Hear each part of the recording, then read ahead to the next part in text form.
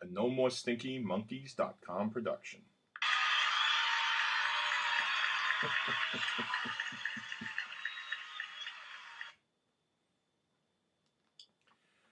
Well, here it is, our 13th annual top 10 list, and as always, we start with the honorable mentions. Star Wars Rogue One. After the awful prequels that George Lucas put out in the early century, it was such a great surprise to see a fun, good Star Wars again in Force Awakens. But this Rogue One is even better. Adding a blind wannabe Jedi was a stroke of brilliance. The generation that grew up with these movies sure knows how to continue the legend in style. 8 days a week. The only documentary I saw this year, and a great one. The Beatles' touring years is pieced together by Ron Howard. For a devoted Beatles nut, it was great to hear stories that I didn't even know. The Jungle Book. Jon Favreau continues to make some of the best children's movies around. This reimagining of the classic is a perfect blend of story, CGI, light humor, and a capable acting by this young kid. Bill Murray is perfect as Baloo, who has all the bare necessities. Doctor Strange, best comic book movie of the year, hands down. Tilda Swinton and Benedict Cumberbatch killing their roles as the Ancient One and the Good Doctor. And the eye-popping visuals are one of the best reasons to see a film in a theater. Lion. Good story, but it's kind of given away in the first few minutes when you see the names in the cast and where it's going. But the little boy's performance is fantastic as Saru, a child lost in India. Dev Patel does a good job playing Saru as an adult, but lacks the urgent style of the child. Magnificent Seven. As remakes go, this one is very good. They picked a really good crop of actors to play the Mag 7. And like in the original, the show is stolen from Chris, in this case Denzel Washington, by the other actors. Ethan Hawke is great in the Robert Vaughn role. Chris Pratt is excellent again as the Steve McQueen gunslinger, but it's Vincent D'Onofrio who gives the movie its moral center. That bear is wearing people clothes. The shootouts are exciting, but not as memorable as the original. Moonlight. I understand that this is probably a first, a story of a poor black Southern kid who struggles with his homosexuality. But the story is so slow. Probably an hour-long story stretched to 90 minutes. This would have been an excellent after-school special. Sing. There were several strong, fun animated movies this year. This one was about a bunch of animals who strive to win an American Idol-type competition from a struggling talent booker played by Matthew McConaughey. The all-star voice cast is great, and the music are all well-known pop songs. There's no heavy lifting here, but there's also, thankfully, not an excuse to sell toys either. Trolls. Another cartoon that used well-known pop songs to make it even more entertaining. More great voice work by some big names. Justin Timberlake is really good as a depressed, sarcastic troll. Excuse me. Secret Life of Pets. Wow, this movie would have placed so much higher if it came out as advertised. The ads made it seem like it was a cartoon about what your pets do when you're away at work, having parties in a house and such. And that's what it's about for like the first 15 minutes, but then it gets bogged down in another story about animals on the loose in the big city, like a house pet Madagascar.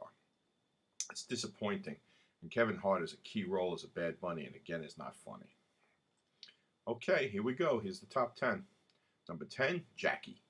They complain about a lack of great roles for women in Hollywood. Well, they sure took care of that problem this year. Natalie Portman plays an incredible Jackie Kennedy, and Peter Sarsgaard a very good Bobby. But the movie captured three things I never thought or knew about. One, what Jackie saw immediately after the shooting of JFK. Two, the priest Jackie turned to for guidance, played by a never better John Hurt in a small role. And three, a truly devastating ending. Number nine, Fences. A play-like film that starts off real stagey and unnatural, but gallops from the quarter mark onward. Denzel Washington plays a man you want to cheer for, but becomes increasingly hard to. Viola Davis is her usual knockout self as the long-suffering wife who gets to suffer even more as the film rolls on.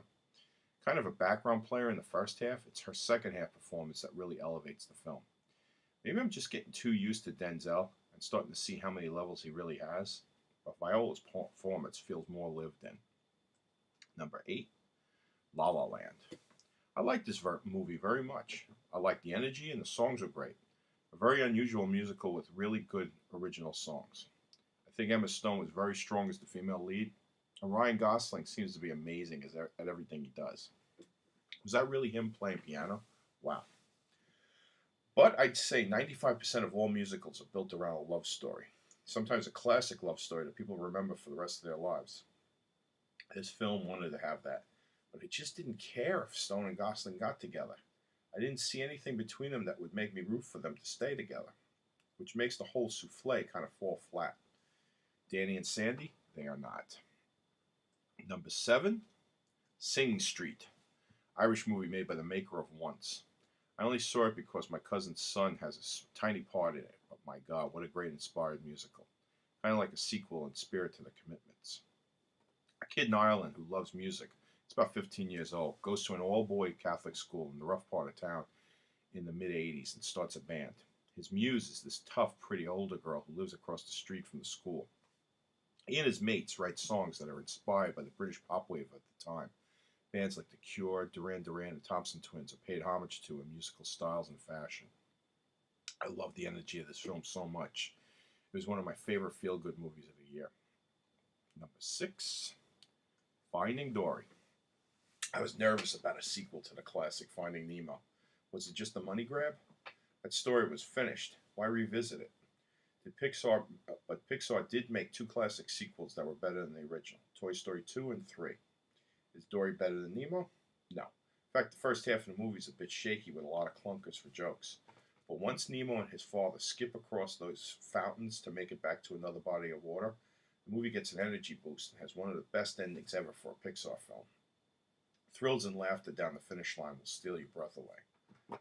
Number 5, Eye in the Sky. Excellent film about the drone attacks that we rely on in the military to get the bad guys with minimal loss of good life.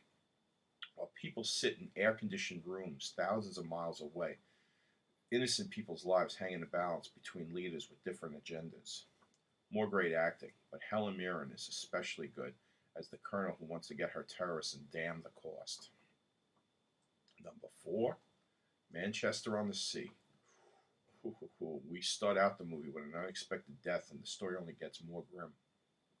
But somehow the actors, writer, and filmmakers elevate it to a level of reality that embraces the humor in troubling times.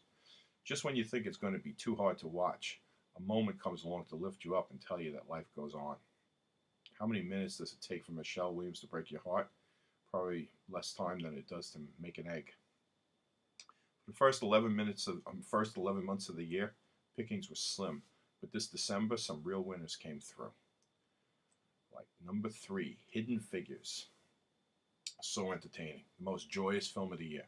It takes racial politics, history, and math and somehow makes them all super interesting, powerful, and safe for kids. At first considered a black movie, through word of mouth, this movie has become a favorite for any kind of family. The best ensemble acting from the whole crew. This should be one of those annual Sunday night movie classics for generations to enjoy and learn from. Number 2, Arrival. The smartest movie of the year with the greatest twist ending. Knocked me so sideways I wasn't even sure what had happened. Amy Adams does her best acting job yet as a linguist out to learn the aliens' language so she can figure out why they have arrived. Fascinating and realistic from a start to finish. Shadowed in darkness throughout, but the movie is careful to never let it overwhelm you. And the number 1 film of the year for me, well, it came out in the middle of a lackluster movie summer, but boy did it stand out. Hell or High Water, number 1. A movie written in the style of the great Elmore Leonard with all of his kind of rascally characters and memorable dialogue.